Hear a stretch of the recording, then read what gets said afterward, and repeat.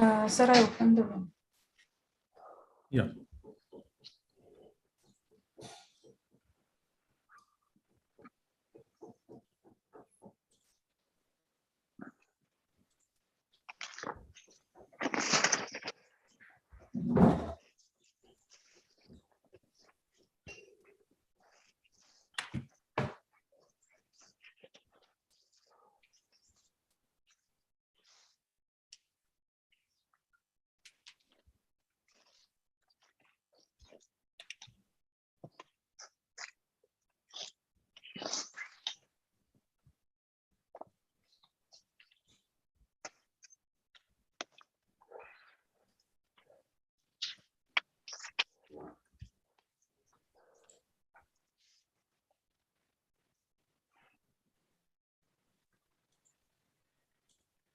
Presently, Professor Griswold, there it seems to be bright sun.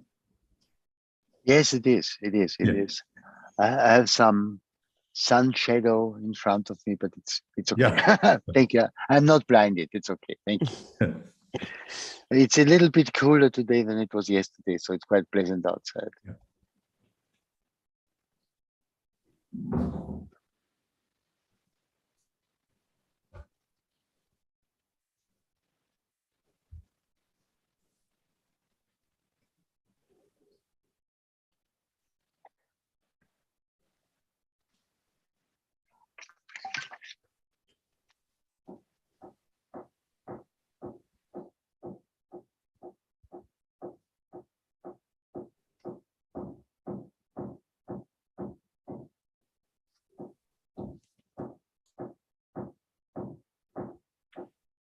Should we start, Dr. Mishra?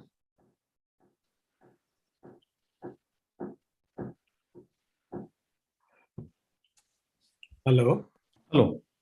Yeah. Should we start? Yeah, I think we can start. Okay. Good evening, ladies and gentlemen. Well, good evening from India. This is a very pleasant time, and we've had some very, very inspiring sessions in the last 6 months or so, all brought to us by Dr. Meshram and his hard work. So we have all the commendations and all the accolades to him for the huge amount of hard work that he has put in to assemble these wonderful and inspiring sessions of inspiring people in the field of neurology. And this happens to be one more of them. So I personally am always looking forward to this. It's a great pleasure. Our dear and most worthy president of the World Federation of the Neurology, Professor Griswold, Dr. Steve Lewis, so many other luminaries. Forgive me if I forget some. So this is indeed a wonderful time, and the next couple of hours, 1.5 hours or so, would be time well spent listening to all this inspirational stuff. From here on, I request Dr. Meshram to take over to introduce the esteemed guests in this today's virtual session, as also the speaker and the person who's going to be spoken about. So Dr. Meshram, please. Yeah, thank you, Dr. Gagandeep Singh. Dear friends, good morning, good afternoon, good evening, bonjour, buenos dias. Tropical and Geographical Neurology Specialty Group of World Federation of Neurology and Indian Academy of Neurology have come together to organize this important series, Inspiring People in Neurosciences. And today we have the 12th session, and I welcome you all for this session. The inspirational person today is Professor Cecil Ford. The session about this inspirational person is going to be very different. because it's a historical session. Some scientists have done monumental work in past, and the current research and clinical neurology is based on that. Cecil Fox is one such neuroscientist, and we are honoring her and her work today because she was the first woman to achieve world fame in the field of brain research. She was pioneering functional neuroanatomy and genetics. Now, this session is also different because for the first time in this series, a non-neurologist is talking about the inspirational person. Today, the person who will talk about the inspirational person is author and journalist, Dr. Biggit Kofler. Welcome, Dr. Biggit. To chair the session, we have WFN President, Professor Wolfgang Griswold. Professor Griswold is Australian neurologist since 1984, and he's former Secretary General of World Federation of Neurology, which he served for about 7 years. He's a member of Australian Society of Neurology and various other societies. He has a special interest in neuromuscular diseases, neuro-oncology, palliative care, advocacy, and neurology education and history of neurology. He has about more than 250 publications, several books. In fact, the Professor Griswold had inaugurated this series last year, and he takes active interest in this activity. He was instrumental in connecting with Dr. Biggit, and therefore we could have this session today. I would also like to welcome the invited panelist, Dr. Anita Mahadevan, who is Professor and Head of Neuropathology at National Institute of Mental Health and Neurosciences, Bangalore, India. I would also like to welcome certain distinguished personalities who are present in the room. Professor Steve Lewis, who is Secretary General of World Federation of Neurology, President-elect of Indian Academy of Neurology, Professor Gagandeep Singh, and many more will join in this session. The next session will be on probably on 2nd August about another the famous woman neurologist, Professor Anita Harding, but we have to get the confirmation from the main speaker. But the session on 10th September, that's second Saturday, is about Professor David Z. And we are fortunate to have Professor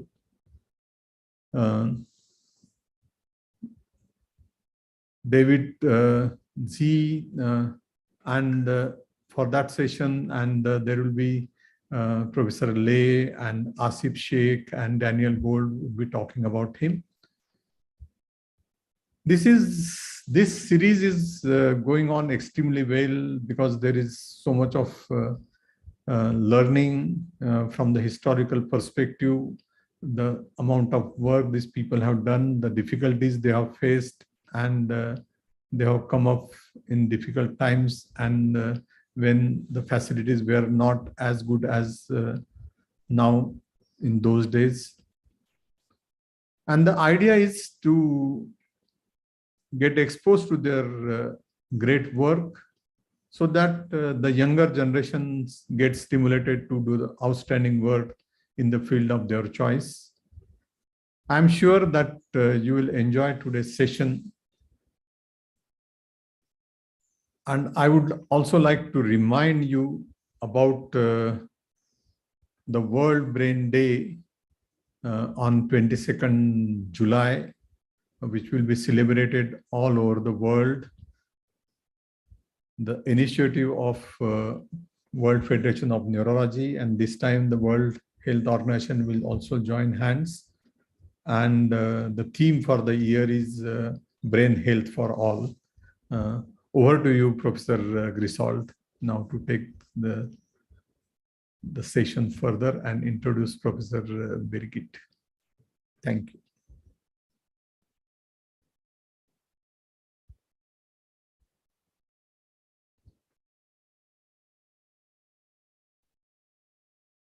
Mansi, can we have the slides?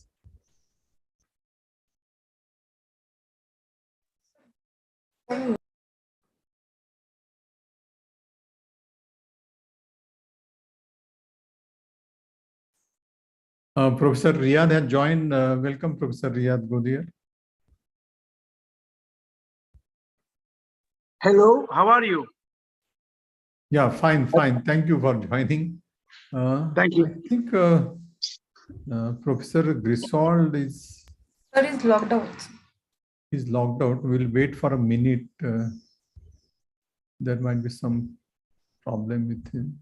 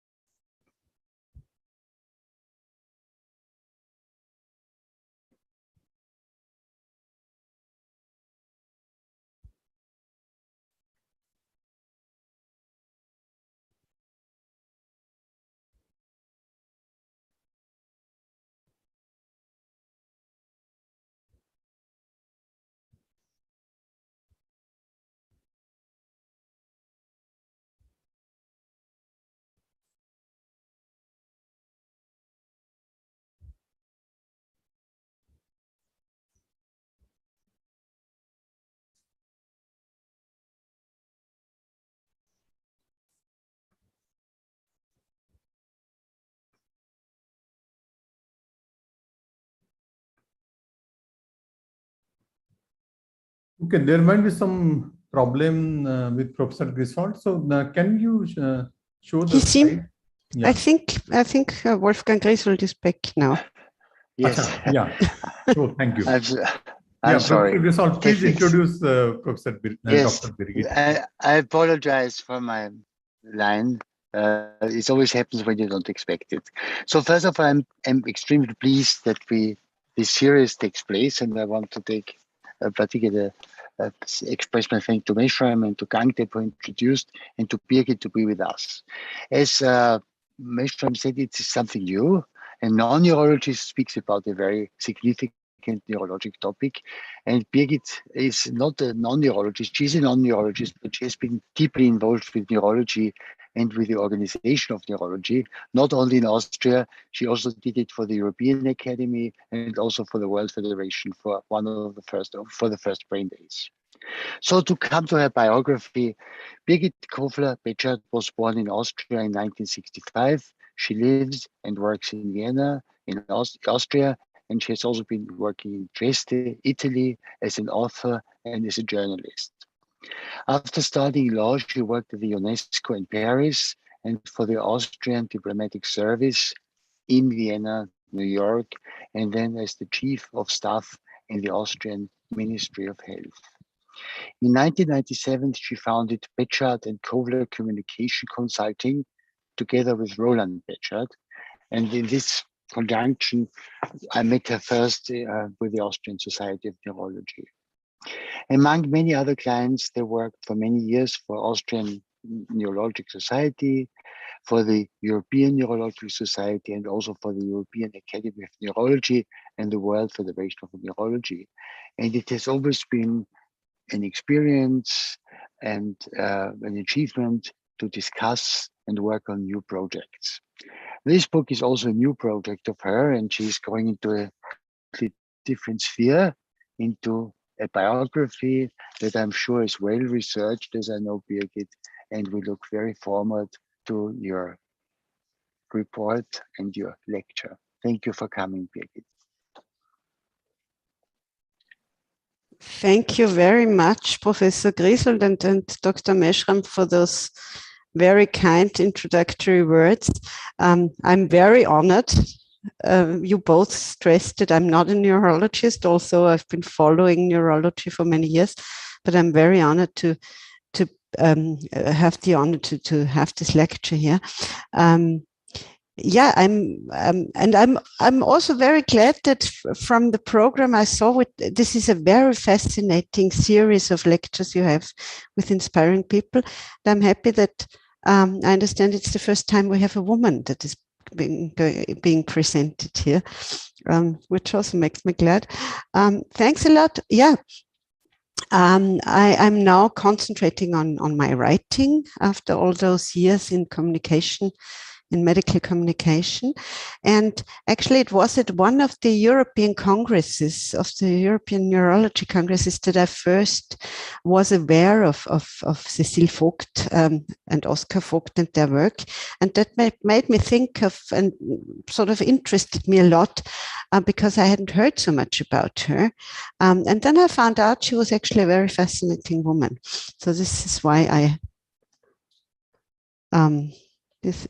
oops, I'm just meeting some difficulty to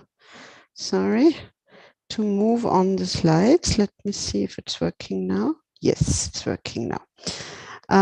So we're talking about Cecil Foulked. This year is the 60th anniversary of her death in 1962. She was born in 1875. So we're looking back at a career which is quite interesting if you think of the time and the role women had in this time, and how she still managed to come into this very interesting position. This is the program. This is what I would like to present to you in the next 45 minutes or so. I will focus on Cecil Faulked's life as a sort of her lifespan, starting in France, where she was born, then going to Berlin, then going to the Black Forest, where she worked during World War II, and then going to Cambridge, where she spent her last couple of years. And then I will just go into some of the special topics that I found particularly interesting in my research. That is the famous Foulked brain collection, of course. I'll have a brief look at creative couples in neuroscience, which is not that unusual, I found out, that couples are actually working together in their research. I will go into the fact that she had also 3 very brilliant daughters who themselves were famous researchers. We'll have a quick look into women's rights and Cecil's role in this effect, and the question, of course, of the Nazi period, which is always a very dark chapter in the context of the brain research. And then in the end, I would like to sort of summarize some of the main topics Cecil and her husband Oskar were working on, because I think then it will be very interesting, of course, to hear from a very knowledgeable public and from this panel what do you think, which one of the topics are maybe still important today. Dr. Meshram already quoted this in the beginning, which was written right after her death in a daily newspaper. Cecil Foulked was the first woman to achieve world fame in brain research. When I realized that, I actually wondered even more why I didn't know, or why I was not the only one to know very little or nothing about Cecil Foulked. This was quite interesting. I also wanted to find out and was interested in the fact why this would be the case, that she was practically forgotten. I mean, after all, she was very famous at her time. She was a world famous person and researcher at her time. She was in many respects a pioneer and a role model. she had, for example, 13 nominations for the Nobel Prize. Yeah, this was my motive to go into this research, and there was, fortunately, there's a lot of archive material, most of that in Düsseldorf, Germany, which I could go through. Many of her letters, many of her notes, many of her publications, and so on. Let's have a quick look at where she comes from. Cecile was, as I mentioned already, she did most of her work and spent most of her life in Germany, but she was actually born in France in 1875. And it's quite interesting because, as you can imagine, the chances that a young woman born in 1875 would become a researcher, would become a world famous researcher, were practically zero. But she managed. She lost her father very early, at age 2.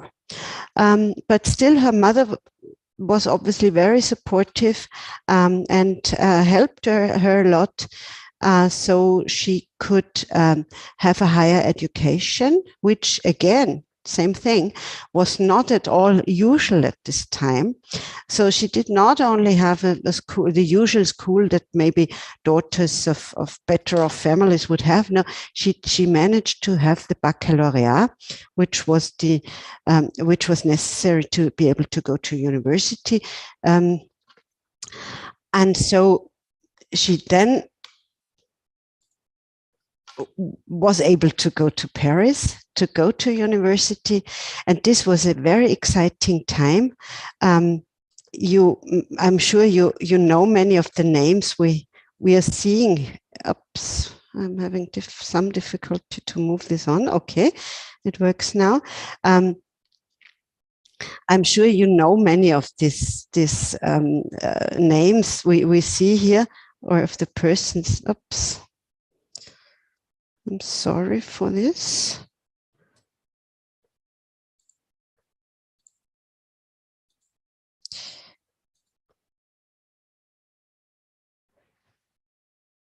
It was an exciting time in Paris when she joined the university, because there were a lot of discussions about the brain and new concepts in brain research going on at that time.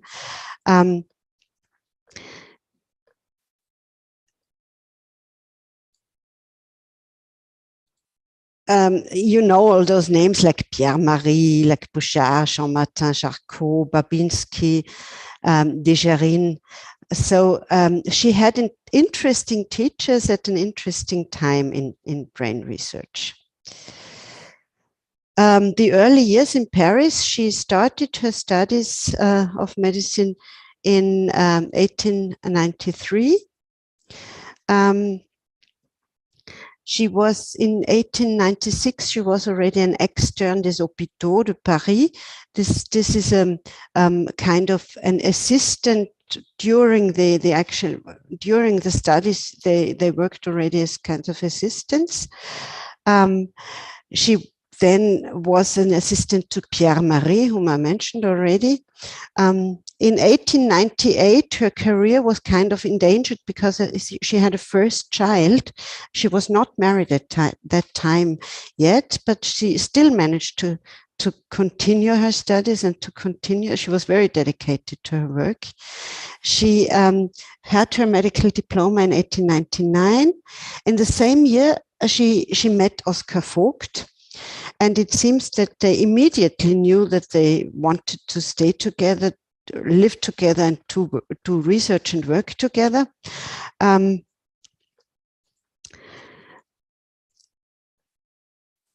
in 1900, she had her doctorate and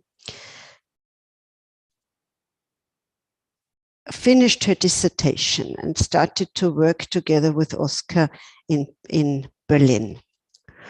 They got married a year before, that was in 1899, in Berlin Tiergarten. For those of you who have ever been to Berlin, you would know the area. And they started their first private brain institute, their first private research institute, which was the Neurologische Zentralstation. It started its activities with just one collaborator at that time, who was Corbinian Brodmann. Many of you will know Brodmann, of course, from the work he did on cartography. This Zentralstation had a quite high recognition and was a couple of years after its foundation already integrated in the universities, Berlin University's Physiological Institute, and was from then on called Neurobiologisches Labor. Due to this integration to the university, Oskar became associate professor, but Cecile still remained an unpaid private scholar. She worked for 20 years in this role before she got her first official appointment. The picture you see here is actually the picture of the wedding. And the funny thing about it is, of course, they're nicely dressed for the wedding and everything. But the funny thing is that they had this picture taken with one of their famous machines they used for cutting the brains into slices.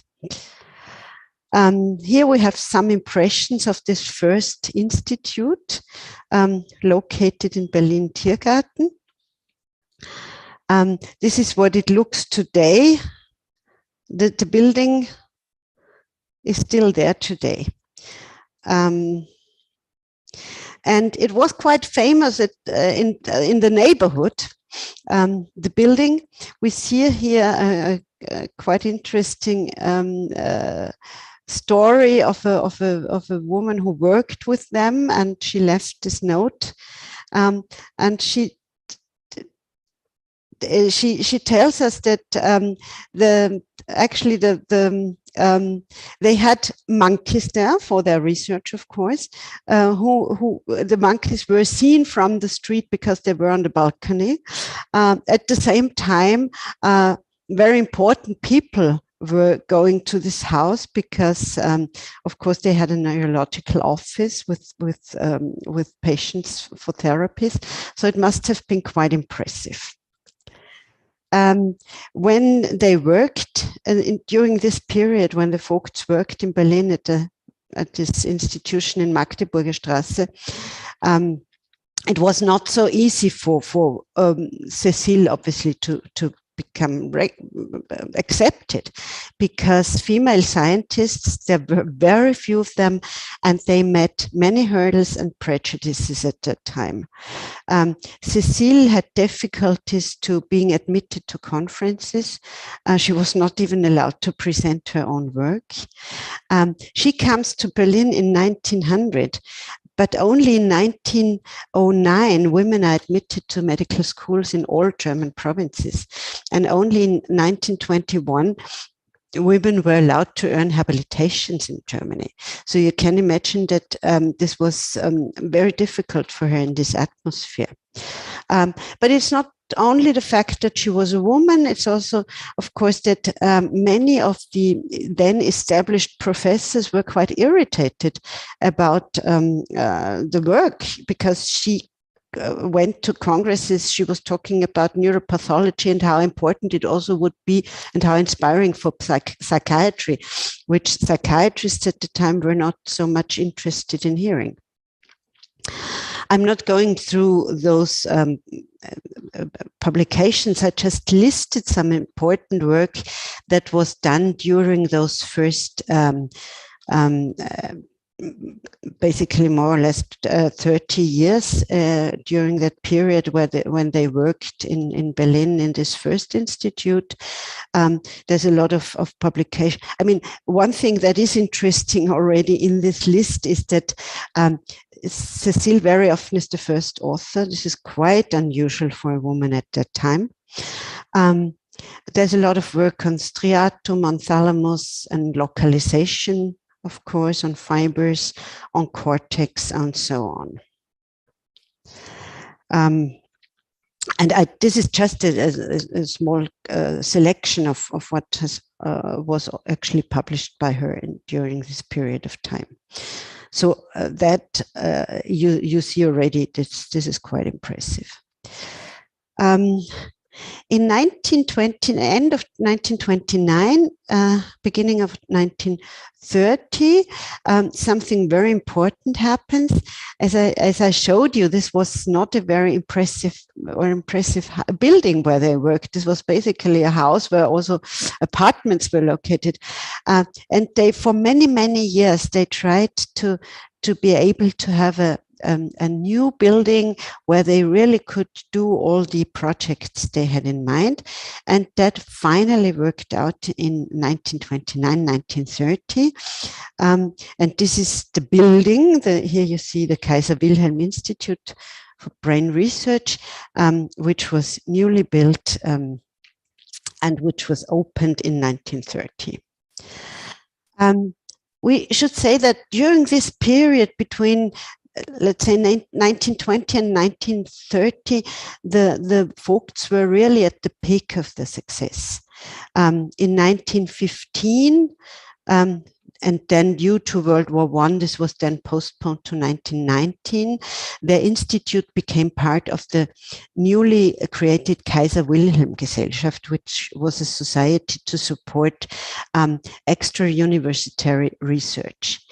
In 1919, in the context of the Kaiser Wilhelm Gesellschaft, Cecil, for the first time, had also a paid position, and she was associate professor and head of department for anatomy at this Kaiser Wilhelm Institute. The institute expanded enormously. They created new areas of research, among others, genetics and cytotectonics. And with the support from the state, from the city of Berlin, also from the Rockefeller Foundation, which is quite interesting, and from the Krupp family. The Krupp family, those industrialists, they were very important during the whole life of the Faulkeds in terms of support. They were able to have those new buildings in Berlin-Buch. But during the 20s and 30s, they also had very important awards and honors, honorary doctorates, honorary membership, for example, of the American Neurological Academy. They became member of the German National Academy. So this was really the peak of their success. During this time, between 1929, 30 and 37, when they had to leave Berlin, which I will discuss later on why they had to leave Berlin. We also see they were very productive in terms of publications. Pathogenesis is something that starts to be discussed. Genetics, the classification of illnesses, CNS, anatomy remains an important topic for them. I already mentioned they had to leave Berlin at some point. Why was that the case? You all are aware, of course, that in 1933, Hitler's famous so-called seizure of power took place. It put an end to the Weimar Republic and to all modern developments in Germany of this time. And the Nazis took immediate action with regard to Jewish stuff in all sorts of institutions, to what they called politically unreliable stuff, to so-called dual job holders, which means men and women working, which was, of course, not the concept of women of the Nazis, and so on. In April 1933, so it was a very early action of the Nazis, they had a law on what they called restoration of professional civil service, which basically meant that everybody who did not fit into their kind of concept, that means Jewish collaborators, politically unreliable collaborators, international staff, had to leave institutions, public institutions, such also this kind of research institutions. And this law concerned many of the collaborators of the Foulkes. The Foulkes tried to support their staff concerned by this law. For example, they ended in many cases employment contracts, and instead of that gave scholarships together with the Rockefeller Foundation to these people. For this reason and for many other reasons, they were seen by the Nazis as enemies. We see this also in this publication here. And in March 1933, so very early on in that time, the first raid by SA troops of the Kaiser Wilhelm Institute in Berlin took place with attacks on the Foulkes and their collaborators. Others were following. Collaborators were arrested, including also prominent visiting scholars like Hermann Joseph Müller, the later Nobel laureate. There were lots of intrigues, false insinuations, far-fetched accusations. In 1934, Oskar was dismissed as a director of the Kaiser Wilhelm Institute. They stayed on for a couple of years under increasingly difficult conditions with the help of the groups whom I mentioned already, but more and more it was difficult for them to stay there. And so in the end, they had to leave the institute and they had to leave Berlin. The new director of the Kaiser Wilhelm Institute was Hugo Spatz. His research concept changed totally. Anatomy, for example, was no longer an interesting topic for them. They concentrated very much on hereditary mental diseases. Yulius Haliforden was one of the main collaborators of Hugo Spatz. And they both, there's a lot of proof for that, they both were involved in terrible experiments and killings of patients during the Nazi period. You see a quote by Hugo Spatz here, which gives you maybe quite a clear idea of the kind of approach he had. At the same time, when the institute was basically taken over by Nazis, the Foulkes had to leave, as I said, and they went to the Black Forest, far away from Berlin. So from their marvelous, huge institute they had created in Berlin, they now went to the south of Germany and recreated a new private institute where they continued work. The funding came from their own assets and again from the Krupp family. Since they had collected over the years a very large brain collection, they were able to bring parts of this collection to the Black Forest, to Neustadt, and with this material were able to continue working. And they started new fields of research, new topics during this period of time. They were, amongst others, and in particular, interested in schizophrenia and in aging. These were the new topics. Even after 1937, of course, less than before because it was becoming more and more difficult. But even after 1937, they had a couple of important publications, which some of them I've listed here. You see aging is a thing. Thalamus is still something that Cecil works a lot on, also after leaving Berlin. You see that aging, schizophrenia, and other topics are still in the focus of their interest until the 1950s. In the Black Forest, they not only continue their work as far as possible, they also hide refugees and take people in. Among them, the Calais family, a Jewish family, famous Jewish family from Berlin, Francis Ida Oelkers, or Benno Reifenberg. Benno Reifenberg was a journalist at the Frankfurter Zeitung, which was opposed to National Socialism.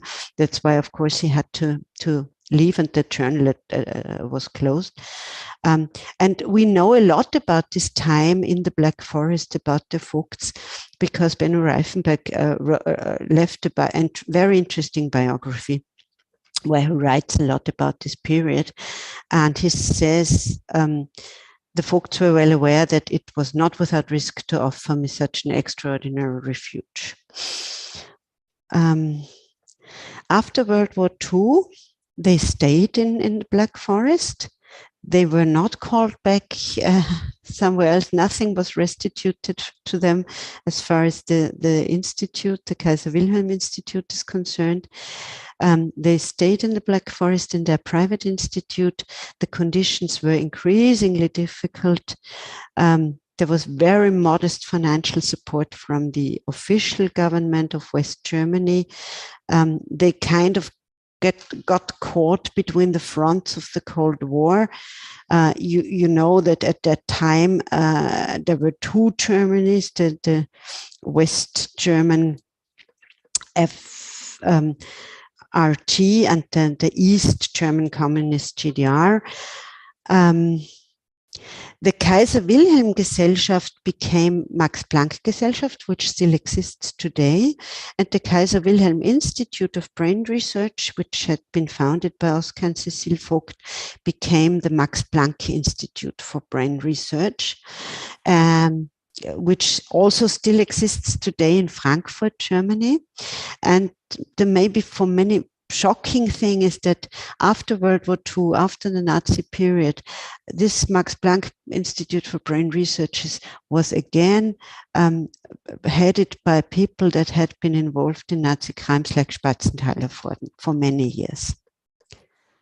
And this was one of the reasons why also the Faulkeds did not really search themselves active contact with the institute. Oskar once said, I decline a relationship for anti-Nazi reasons. We come to the last years. Oskar Foulked died 1959 in Freiburg, close to Neustadt in the Black Forest. For Cecil, this was a deep shock. And I mean, they have been for so many years, for 60 years, they were practically working together, living together. For her, it was a deep shock, and she did not continue her work after that time. After Oskar's death, she moved to Cambridge in the UK to live with her daughter Mart. I will be talking about the daughters later on. And Cecil, as I mentioned at the beginning, died in May 1962. There were long discussions and long debates about the follow-up to the Neustadt Institute, and in particular the remaining collection that was situated there. And in the end, it did not move to the Max Planck Institute on Brain Research in Frankfurt, but it was moved to Düsseldorf University, where it still is. You can, in Düsseldorf, you can see the brain collection and all the other archives of the Faulkeds, including their full correspondence, which I was able to see and to read, and which gave me the most valuable information for my book. And that was kind of the lifespan of Cecil, and of course Oskar also I mentioned. I'll have a quick look into some of the topics I found particularly interesting. One of them is the brain collection. You see here on this slide, you see a quite interesting quote by Folke Henschen, who himself was a neuroscientist in Sweden, who wrote to the Faulkeds in 1930, father died, would you like his brain? What kind of preservation?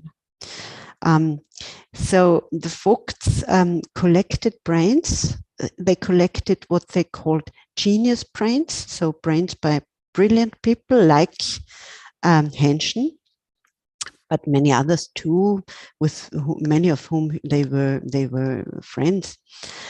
But also brains of delinquents, brains with certain pathologies.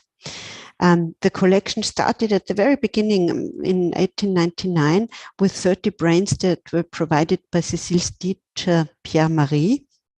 And then it was a huge collection.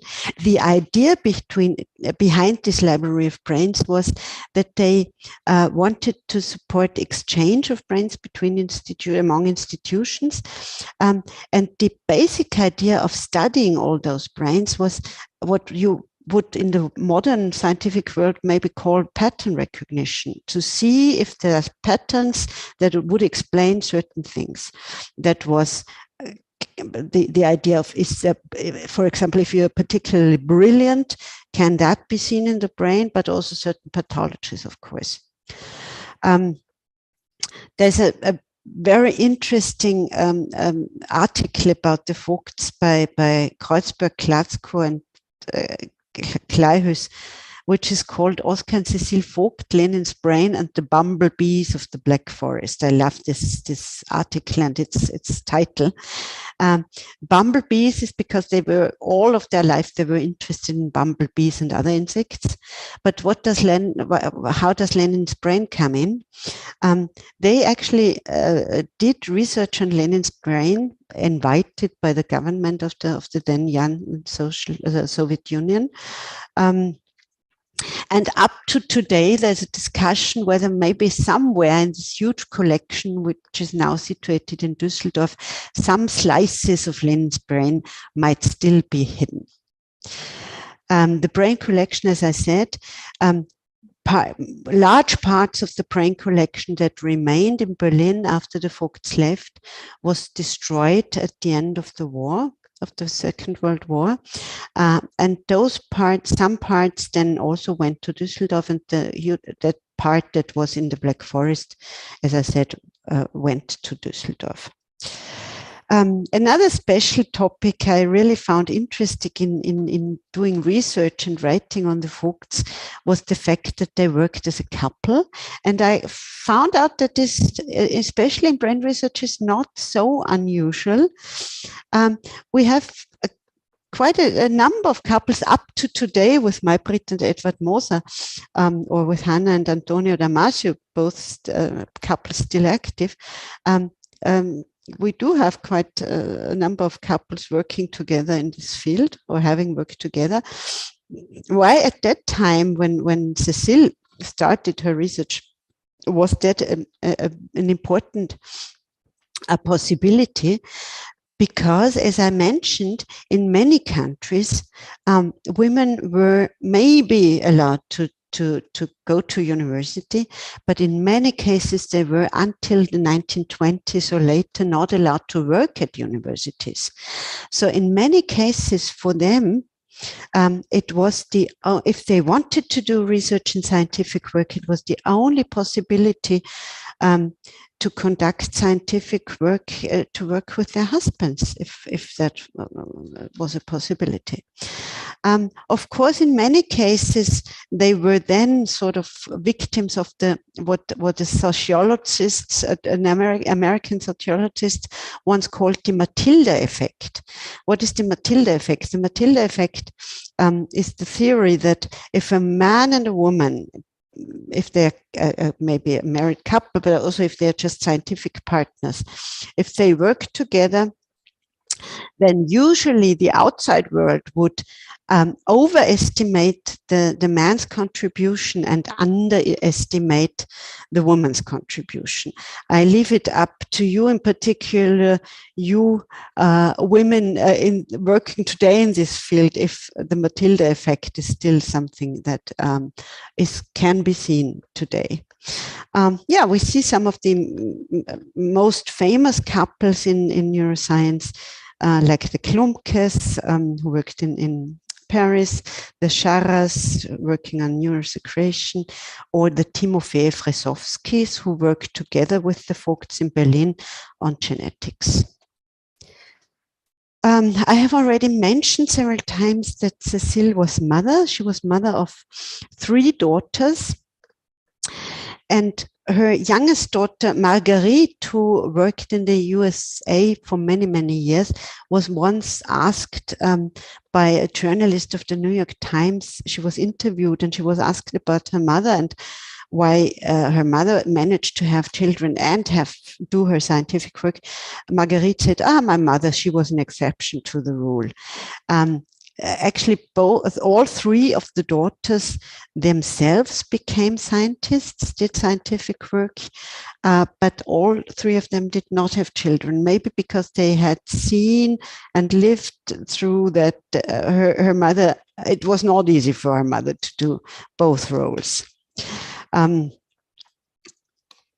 quick look at those three daughters.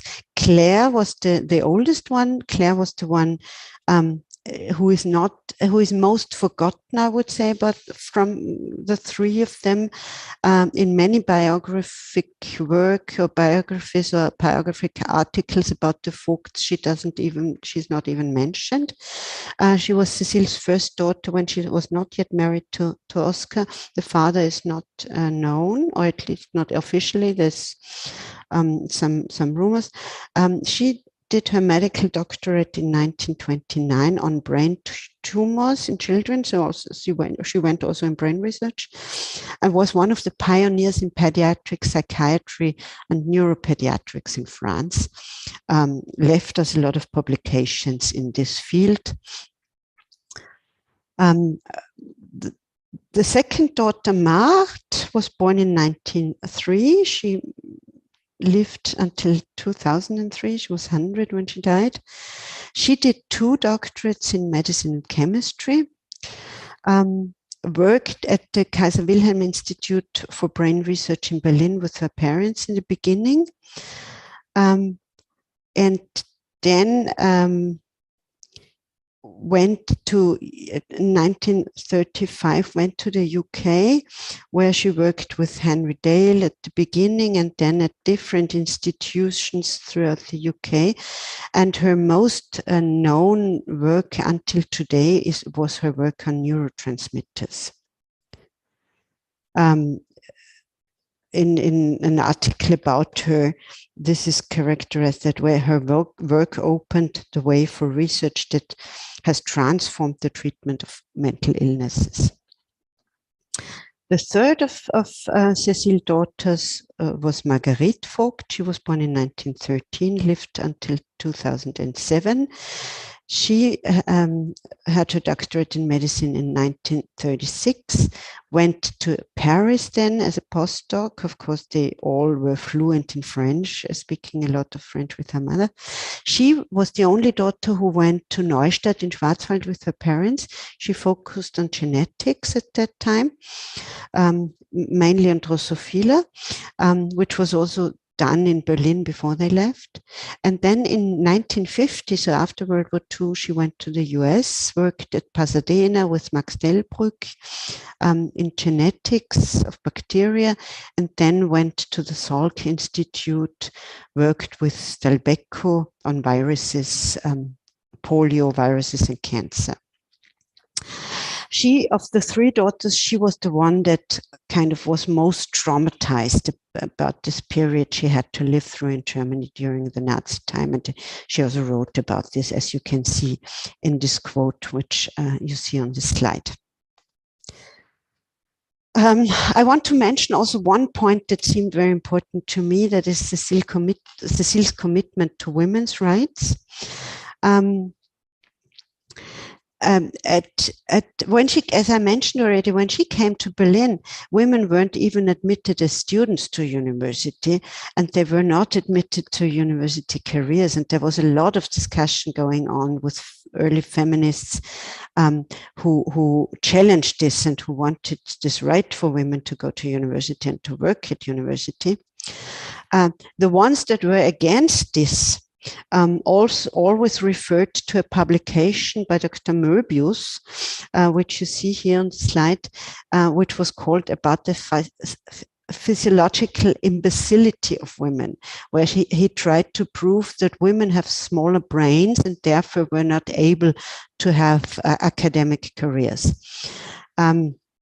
And Cecil published an interesting piece of work to challenge this, and basically wrote, based on the current state of brain research, women cannot be excluded from any profession, and that the size of the brain has nothing to do with their intellectual abilities. That was very important for those women who were fighting at that time for women's rights to go to university and to have university careers. But she also supported women at the institute, at the Kaiser Wilhelm Institute. There were many female researchers, more female researchers than elsewhere at the Kaiser Wilhelm Institute. And she supported women, professional women at the institute in very practical terms, like finding staff who would support them to do their household so that they could concentrate on their scientific work. So also in this respect, she really was a very innovative and pioneering woman. A last topic I would like to briefly mention is the myths that maybe came up also after World War II, where there was again and again attempts to associate the Faulkeds with Nazi ideology, which was not the case. They were not associated with this. On the contrary, I think I showed you some points where this became very clear. Of course, there's a lot more which I mentioned in my book. But where did this denunciation come from? I think one of the reasons was simply that an agreement between the Faulkeds and their successors at the Berlin Institute about the transfer of brains was misinterpreted for many years. I was now able to show in my book that this was an actual misinterpretation, because there is an agreement between the Faulkeds and Spatz on the fact that they were allowed to bring 10% of the collection, 10% of the brains present at that time in 1937 in Berlin to Schwarzwald and to work with that 10%. And that was interpreted later on as that they were still, after leaving Berlin, still getting 10% of all brains in Berlin, which of course included brains of the euthanasia activities of the Nazis. But this was not true. Those 10% always referred to the old collection. So that might be one of the reasons. But I think the very important reason, and this is not only true for the Faulkeds, this is also true for many other scientists that were not collaborating with the Nazis. The Nazi networks after World War II were still very present. We've seen this at the Kaiser Wilhelm Institute and then Max Planck Institute. Many people like Spatz and Haliforden, whom I mentioned, and others who were actively involved in crimes against patients and unethical testing and so on, did not suffer any consequences after World War II. And they, of course, wanted to perpetuate the myth that scientific research was only possible if you were part of the Nazi machinery. So the fact that opponents were still able to do independent work without getting involved did not fit this myth. And this is why denunciation often took place of opponents. And of course, it was also a kind of try to whitewash Nazi crimes. Where is Cecil still present today, at least in names? There was there's the Cecil and Oskar Vogt Institute for Brain Research in Düsseldorf, which I mentioned already, which also is the owner of the archive today. In a couple of cities, from Regensburg in Germany to Annecy in France, there are streets named after Cecil. In Berlin, Buch, the place where they worked at the Kaiser Wilhelm Institute, the building is still called after Cecil and Oskar Vogt today. And the house they had in Neustadt in the Black Forest is a clinic today for a psychiatric clinic for young people, and is also called Haus Vogt. So the name is still present in some respect, maybe not that much as one would think, knowing that impressive career. What are the things that at least that were maybe the main topics? And here I would be very interested in your views and thoughts, how much these topics are still present today in their research. Well, of course, there is the Folk disease, the eponym disease, which is still known today. There's dysamnesia as a concept, I think, which is still present, which was kind of the counter concept to regression, repression, and the Freudian concept. Striatum, of course, the thalamic structures were very much published, or there was a lot of publications on this. I think something that is probably very, very still modern today, or still present today, is the interdisciplinary approach to brain research the Faulkeds had. The myo-architectonic and cytoarchitectonic studies on the cortex, how much influence did this have afterwards, does it have today? What is today the status of localization studies and cartography, cerebral cartography? How about the concept of pathogenesis? How present is that today? And how modern maybe also it was the concept of, they explained aging very much by inactivity. And it could sort of prevent early aging by a lot of activity. So this is probably something still quite present. Yeah, so I'm really looking forward to discussing this now, or to hearing your much more knowledgeable from a neurological point of view views on this. I just want to mention some other points. I'm working on a new biography, among others, on the neurologist and psychiatrist Leo Alexander, the creator of the Nuremberg Codex after World War II, of the Ethical Codex.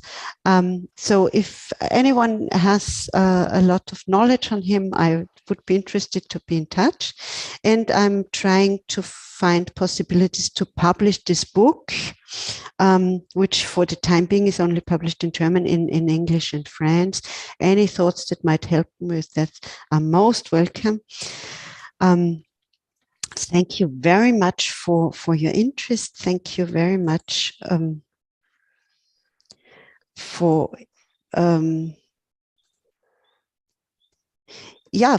being part of this session. And I'm looking forward to comments, questions, but most of all to neurological comments on Cecil's work. Thank you very much.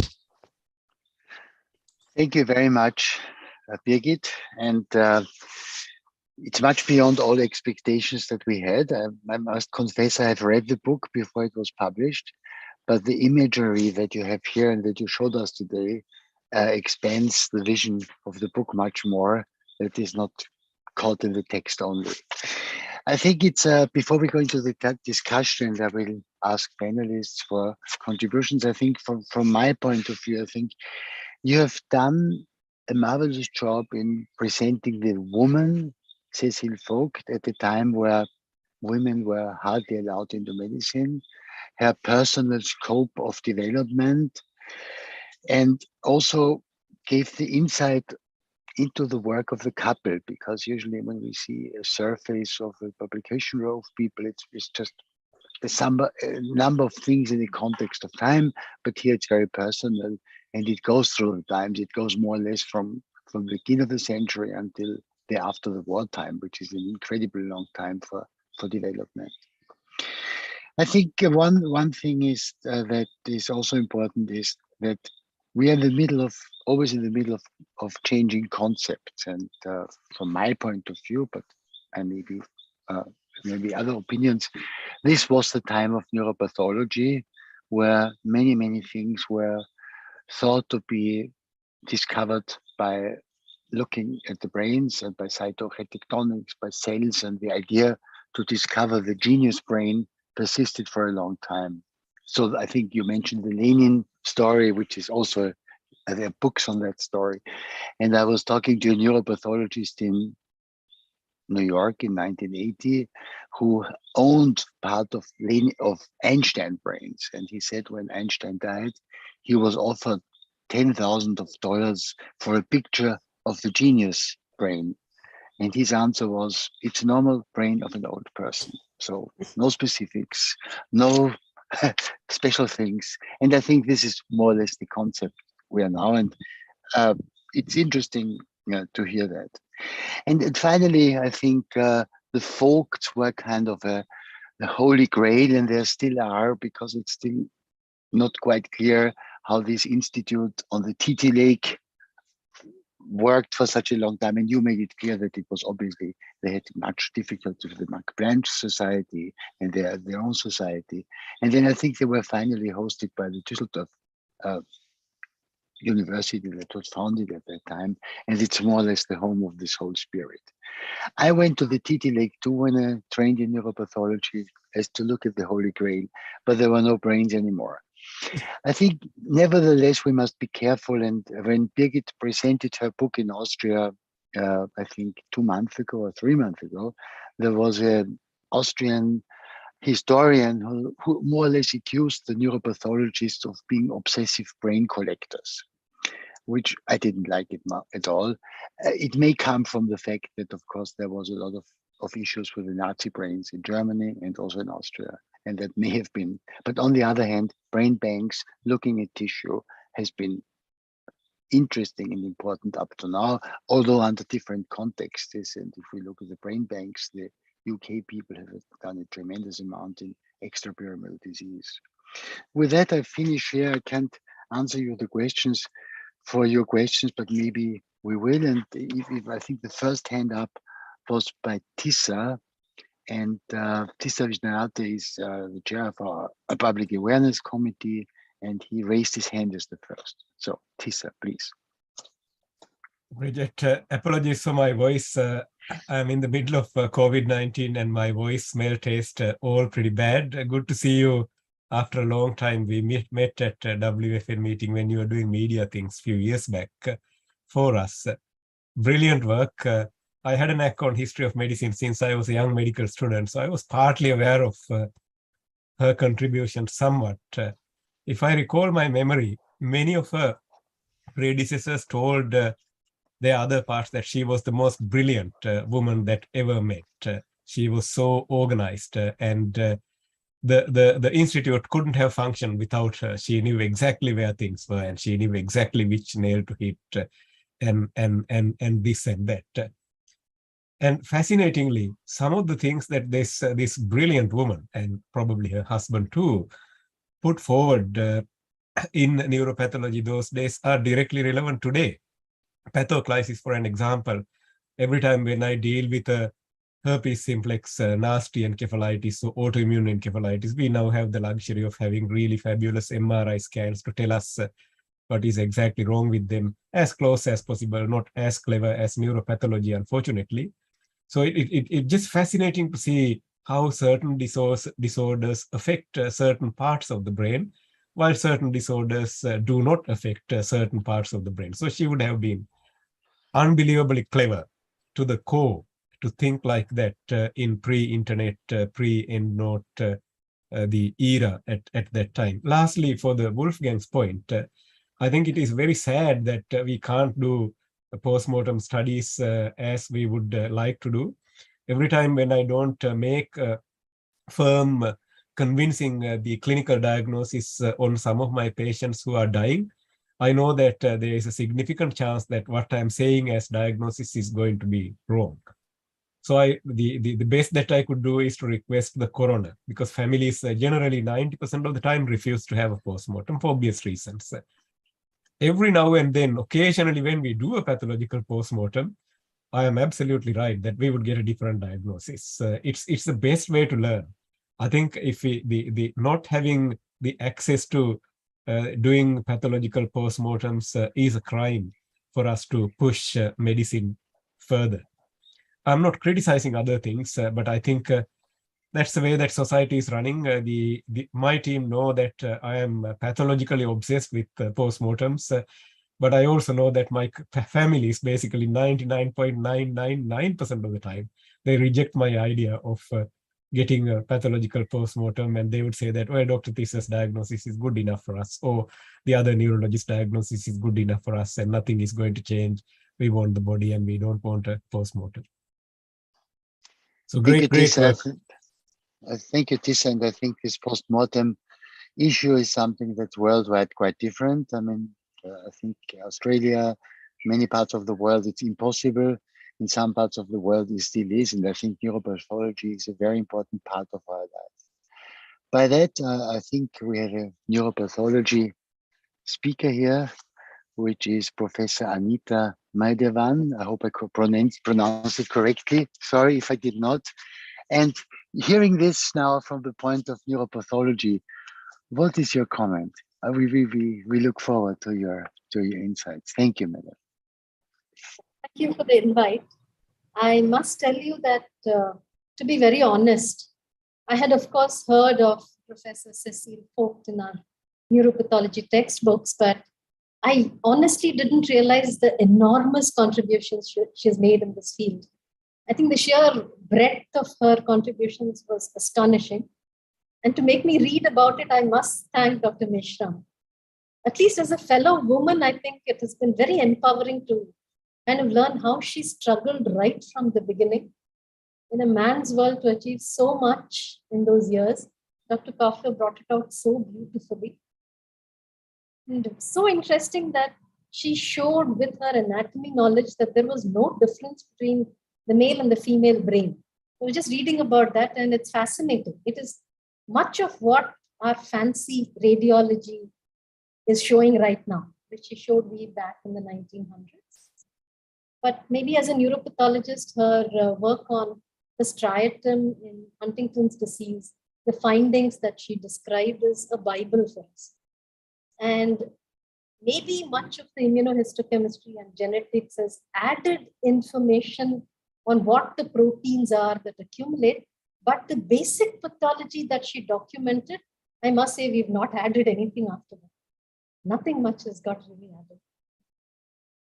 Fascinating, I think, has been her anatomy descriptions of the landmark paper of the motor and sensory cortex. I think Tissa was just putting that in the message. And that entire functional anatomy of the basal ganglia and thalamus is fabulous. Maybe we should think of rewriting what Osler said. I think he's the one, as is your pathology, so is your practice. I think you should change it to as is your anatomy, so is your practice. If you look at the documentations of hers, which goes from anatomy, which led on to pathology, lots of lessons out there. I think even in our own practice, we have our residents who are studying neurology, neurosurgery, even pathology. They seem to realize the importance of anatomy only after their exams. You know, when they're forced to study anatomy, then they say, my God, everything makes so much sense now. Maybe we should really make this mandatory for all disciplines to have to know neuroanatomy. But personally, I think the most fascinating has been the post-mortem and the brain bank that they started way back. Why is that so fascinating? Because I must say a lot of uncanny similarities. I too helped Dr. Shankar set up the only brain bank in our country. This has been running for now 25 years. And we have been trying to map the brain. And despite all that newfangled technology to help us, it's so humbling to see that Dr. Ford achieved so much more with so little technology to help. So this has really been most inspiring. We continue to learn a lot with postmortem, and at our own institute, we are very lucky that our clinicians still want postmortem to help them understand neurology. So we do have a lot of these clinical pathological sessions which have contributed, but it was really inspiring to see Dr. Ward's contributions. I think that article in Lancet that you referred to, the last statement there says that, I would just like to quote it. It says, despite an illustrious research career, her contribution to neurology is all too often overlooked and overshadowed by that of her husband. I think that stands vindicated today thanks to WF. Thank you. Thank you for this contemporary view. And I think this, the notion of the brain banks and the integration of morphology into large studies is something that's ongoing, and it's a completely different style, I think, and with different methods. May I ask from the faculty, maybe on the screen is Dr. Singh as the next person. May I ask you to voice your ideas on this excellent lecture? Thank you, Gangda. Yeah, it's a fascinating lecture, Biggit, absolutely fascinating. And we have these lectures on in the history research group, and I think this is one of those lectures where someone said that the farther backwards you look, the further you actually end up seeing. So this is something that teaches us the value of looking back at history. And the question that I have for you is so Brodmann was a contemporary, and how was it? Was it Brodmann who initiated and described the various areas of the brain, or was it the work of the husband and wife walked couple, or was it reversed? Did they further take further the work which was done by Brodmann? And the other thing that I really liked was the Matilda effect, and I believe that there are a number of these effects in research, and one of them is of course the Matilda effect, and the other one is known as the Matthew effect, where there is a senior researcher and a junior researcher, and they might have done equally illustrious work, and the work of the senior researcher is recognized and that of the junior researcher is not recognized. While the Matilda effect is where the work of the woman researcher is not recognized and that of the male researcher is recognized. But clearly, as you have very beautifully described, that was not really the case, and her contribution was so immense and so prolific. I think a really wonderful presentation. Thank you so much. It was very enlightening. Thank you. Biggit, do you want to retort or to answer the question? There was one question, I think. Briefly, yeah. Mm-hmm. Yeah, thank you very much for all those kind comments and also the important inputs. I just take up. Tisa mentioned it, I think, in a chat note, and also you mentioned it now in the last question. By the way, Tisa, all the best and get well soon. Yeah, I hope. The Brodmann areas that are still very well known. Brodmann was the first collaborator they took into their team in Berlin. So the basic concept was the concept of the Faulkeds. Brodmann was the first collaborator who joined them at the very first institute before it became the famous Kaiser Wilhelm Institute. And then he did, of course, brilliant work on this, but it was always a concept of the whole institute inspired by the Faulkeds very much. So the Brodmann would not have been possible without the Faulkeds who took him in the team and who also published him and so on. Thank you. Yeah. I think one of many very interesting things have been stressed, and they sort of, are very interesting for me as a non-neurologist and non-neuropathologist to hear, especially what Professor Mahadevan said, how kind of, still very important many contributions are. That was my impression, but it's of course great to hear it from your side. And thank you also for quoting this from the Lancet, because, well, I didn't have time to quote everything I found interesting, but I think it's a really important point what you read from this article, because this is part of the Matilda effect, of course. She was forgotten, and after her death, everything was contributed to Oscar, and very less or nothing basically to her, before some women started to sort of dig up a little bit what she did. Maybe it would be a great idea to have something like whatever scholarship award or whatever named after Cecil, in particular for young women, for example, to support their work. Maybe that would be an idea to keep in mind in the Federation. I have to use this opportunity, having all of you here. Well said, I think. And I think from the comments that were made, something that I found so fascinating when going into this work, and is that, I mean, all this work has been done in the pre-imaging area, and this is something really impressive. I always have to stress when I talk to neurologists, which is usually my public, because they can't even imagine that how brain research was done before you had imaging possibilities. Yeah, that was the quick comment to what has been said. Thanks a lot for those really great comments. Thank you. Stephen, would you like to say something from the airport lounge? Thank you. Thanks. Well, I thank Dr. Kofler for really a brilliant talk. It was so informative. I'm embarrassed to say I knew very, very, very little about Professor Foulked, and you've opened my eyes. I'm sure many, many other people's eyes who should have known a whole lot more, and we will learn more.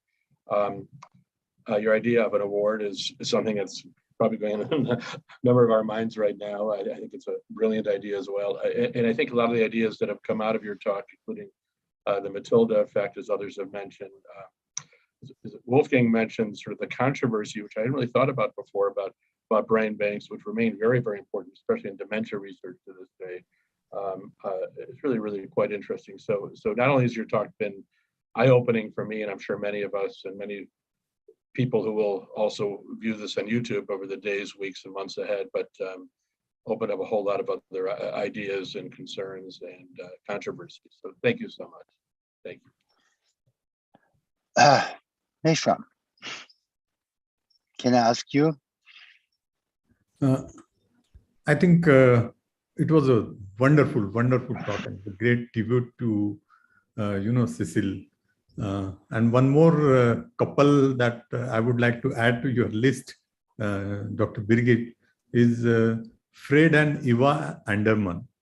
And we had a session on Fred Anderman a few times back, and they worked together at Montreal Neurological Institute.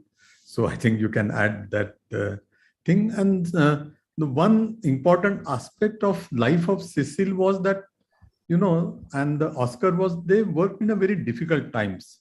This is an inspiration because their life and their work was, so many obstructions, so many difficulties, and they were financially very badly off. They had financial problems. They got support from the different people, and still they continued to work. There was some lot of obstruction by the Nazis. I think this is an important lesson to learn from their life, that in spite of difficulties, I think you focus what you want to do and keep the things, persuade the way you want to do. Another thing was the difficulty, and what I found was the Cecil and I think the Oscar had different personalities, but they still lived together. And it's a very interesting article published in Neurology in 1951 by Webb Haymaker. Now, Webb Haymaker is the same person who written the book on Bing's localization of neurology later after Bing's. And it's a very interesting article, and it is given the different aspects of the 30-page article, and is mentioned various aspects of Oscar and Cecil. So if you want to read I think it is, you should read that article. And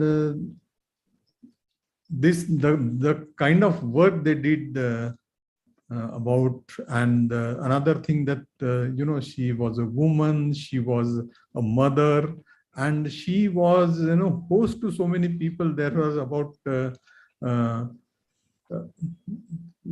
20-30 people for dinner at their home, and there were about 100 people working in their institute at that time. And the way they did the various departments, set up the different departments at that time, and then later on people have gone into get the Nobel Prizes, like they had departments in electrophysiology, anatomy, histology, engineering and electronics, and human physiology, animal genetics, clinical research, psychology, and phonetics, pharmacology, photography, and very different kind of thing, with 100 people collaborating and working on this important aspects of different, like you mentioned, the Broadman, and there's so many important peoples have worked with them. And their work on the movement disorder, pathogenesis of movement disorder, especially the Cecil was the one who labeled as, striatum and the pallidum, and the motor cortex 4A areas and 6A. So motor cortex and premotor cortex, and the different cases that they have studied of the people who had achieved extraordinary, like the person who could speak 60 languages very fluently, and they studied his brain, and they found that that the temporal lobe was greatly overdeveloped, and the violinist, they thought that the Hessel gyrus was very prominently developed, and like different people in different things who were criminals, and they studied the brains and developed a very important aspect. So it was a very fascinating talk by Biggit, and it's a great life to learn so many things from Cecil Fox. Thank you. Biggit, do you want to say anything to Professor Meshram? Any comment to this before I close? Apart from thanking you very much for those kind comments, I just wanted to stress one thing that Dr. Meshram just pointed out, which is we have to also see in which difficult times they were living. I mean, she comes to Berlin in the Weimar Republic, which was a very difficult time for Germans to live in. The First World War comes. Then this first World War, then the Weimar Republic with all its difficulties. Then this is overthrown by the Nazis. They lived through this period. They lived through a very difficult post-Second World War period. So this is times, I mean, in history that are per se difficult times, and during this period they created all this. So this maybe is one of very important point. And my last point, thank you all so much for being so kind and having me here. It was a great pleasure, but also a very great honor coming back to the World Federation, which I had the honor to work with for a couple of years, among others on World Brain Day, which was great. And thanks a lot for having me here, and for all your kind words. And yeah, marvelous. Thanks a lot. Thank you, Birgit. Well, I want to thank you, of course, that you took the challenge, and also to Meshram to take the challenge of having a book discussed here, which is unusual. We never did this before, and it is a world seen from outside, I would say, and that makes it fascinating. I took a few words: pathogenesis, anatomy in practice, the value of looking back into the history, the Brodmann areas, young women, and an award to be discussed, and couples. And I think, Meshram, if we speak about Anita Harding and P.K. Thomas, they were married, we could take them as a couple too, theoretically, if we wanted to. With that, I think, thank you very much. And I think it shows us, I mean, it's of course philosophical. And if you look at morphology as the thing you see, which the neuropathologists did, or if you look at the function and at the genes as we do it from now, and this imaging that looks at a virtual thing. So I think times change, we change in them, and I think that's a really fantastic excursion into neuropathology, into the great times of neuropathology in the psychoarchitectonics. And I think even the Brodmann concept with neuroplasticity is changing, because we can see from functional studies that areas change in nerve transplant people or in amputees. And that's fascinating how one thing goes after the other. With that, I end this session. And again, thank you very much, Biggit, and thank you very much, Meshram, and thank you to all participants of the faculty in contributing and giving good ideas to this fascinating session. Thank you very much. Thank you, Professor Griswold. I think it was your idea to have this session about Cecil Foulked. At that time, I didn't know much about it. After that, I read about it, and I think it was a wonderful session, and it was an eye-opener. And Professor Griswold only suggested that Dr. Biggit would be the best person to talk about, because the difficulty with this session, historical session, is that we don't get people to talk about them. Nobody knows. I have, had wanted to have session on so many people, but then I could not get right kind of people to talk about them. So I thank you, Professor Griswold, and thank you, everyone. Thank you, Biggit. Thank you, Steve, Riyadh, Gagandeep, and thank you, Indian Academy of Neurology and WFN for continuing this wonderful session. Many people have joined. I could see Alfred Namshi in the audience. Thank you, Alfred, for being with us. And I think we'll meet next time. We'll see and thank you, Dr. Anita Mahadevan. I think thank you very much, and you put the right perspective. And I wanted to have a psychologist also. Once Cecil Foulked had in a psychiatric conference, international psychiatric conference, she made a comment, and because she was studying schizophrenia and structural aspects of schizophrenia, and she told that you can't understand psychology better if you don't understand the neuropathology. And one of the psychiatric professor had walked out of her lecture, but because she was so emphatic in mentioning that, and that is true now, that there is a structural changes in schizophrenia. So it was a great session. We'll meet again on possibly 2nd August for the session on Anita Harding, and 10th September certainly for David Z.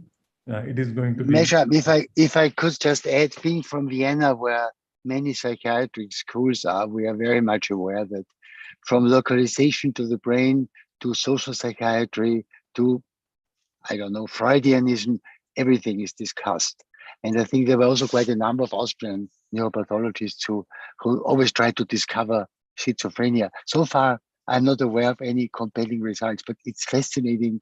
And I think the story goes on. Yeah. Thank you. Sorry, I had to say that. Thank you. Thank you so much. Bye-bye. Thank you. Have a nice weekend. Bye.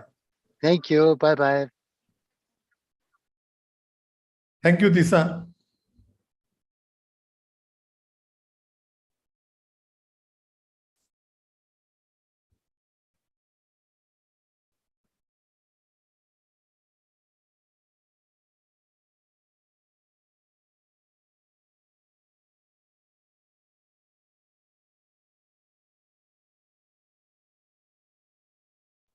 Mansi, thank you.